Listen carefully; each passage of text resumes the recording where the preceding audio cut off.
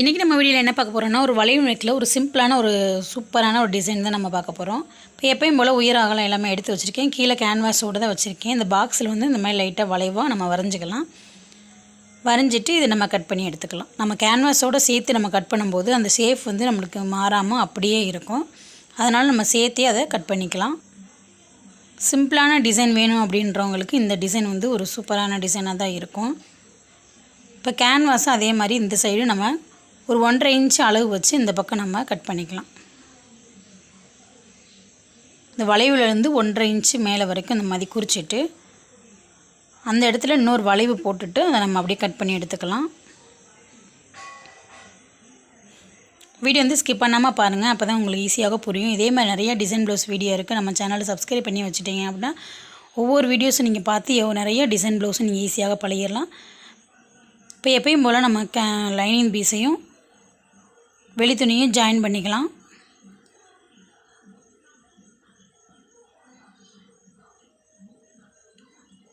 இந்த இடத்துல ஃபஸ்ட்டு வந்து ஒரு பின்னு போட்டு தைச்சிருங்க, அப்போ தான் வந்து ஈஸியாக இருக்கும்.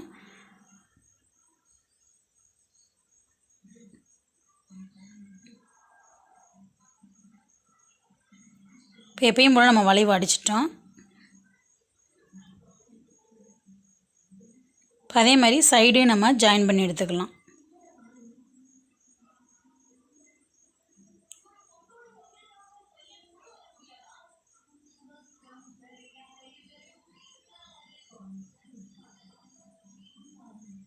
இப்போ கீழேயும் நம்ம பட்டியே மடக்கி அடிச்சிடலாம்.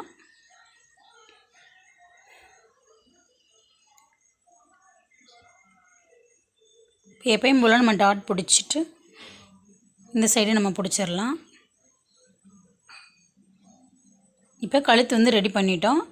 இப்போ கேன்வாஸை வந்து நம்ம டிசைன் பண்ண போகிற துணியில் வந்து நம்ம அயர்ன் பண்ணிவிட்டு இந்த மாதிரி லைட்டாக ஒரு தையல் போட்டு எடுத்துக்கலாம்.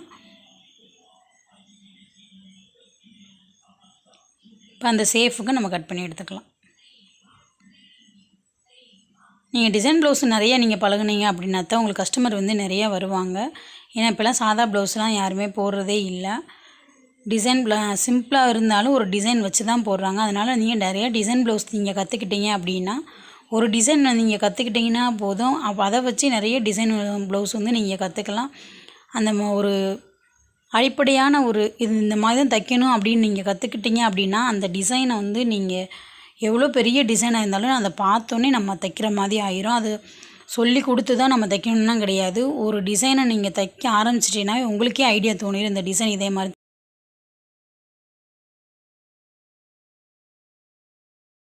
இப்போ கேன்வாஸில் நம்ம அயர்ன் பண்ணி இந்த மாதிரி நம்ம தைச்சி வச்சுருக்கோம். இதை வந்து கழுத்து மேலே வச்சு நம்ம அடிச்சிடலாம்.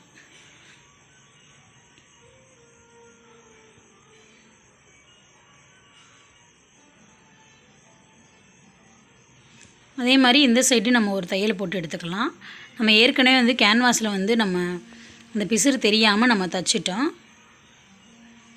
இப்போ அது மேலே நம்ம ஒரு தையல் போட்டு எடுத்துகிட்டு இந்த பிசுரெல்லாம் நம்ம கட் பண்ணி எடுத்துகிட்டு இந்த கழுத்து சேஃபையும் நம்ம கேன்வாஸ் வச்சு நம்ம தைச்ச பின்னாடி இந்த மாதிரி இருக்கும். இதை வந்து நம்ம எப்பயும் போல் நம்ம கரெக்டாக அதை போட்டுட்டு அந்த வளைவை வந்து நம்ம அந்த கேன்வாஸோடு சேர்த்து நம்ம கட் பண்ணும்போது அந்த வளைவு சேஃப் வந்து நம்மளுக்கு கரெக்டாக இருக்கும்.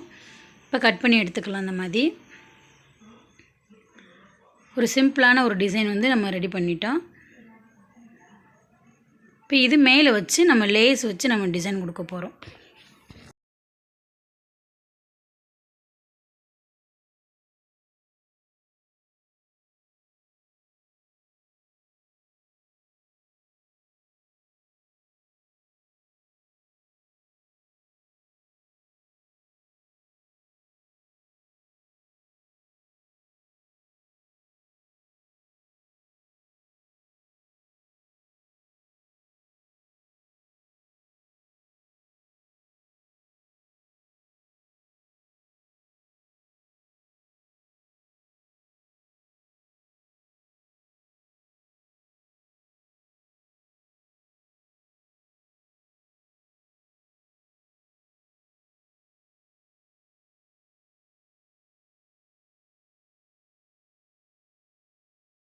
இப்போ லேஸ் வச்சு நம்ம அடிச்சுட்டு நம்ம பைப்பிங் கொடுத்துடலாம். முன் பீஸு நம்ம ஜாயின் பண்ணிவிட்டு நம்ம பைப்பிங் கொடுத்து அடிக்கும்போது இன்னும் சூப்பராக இருக்கும்.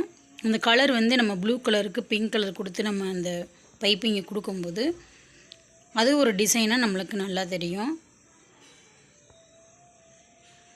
பைப்பிங் கொடுத்துட்டு அதில் வந்து நம்ம கல் ரோல் வச்சு அடிச்சிட்டோம் அப்படின்னா இந்த டிசைன் வந்து ரெடி ஆயிரும்.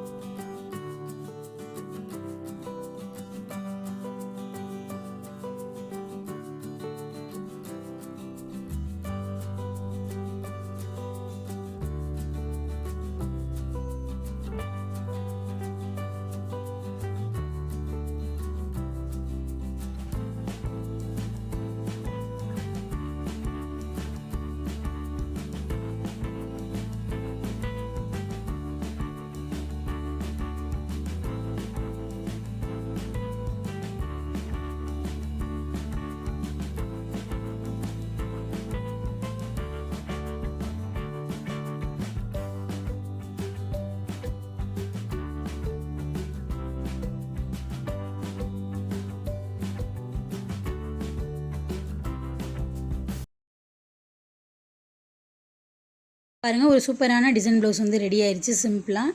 இதே மாதிரி நிறைய டிசைன் ப்ளவுஸ் வீடியோ நம்ம பார்க்கணுன்னா நம்ம சேனலை மறக்காமல் சப்ஸ்கிரைப் பண்ணி வச்சுக்கோங்க.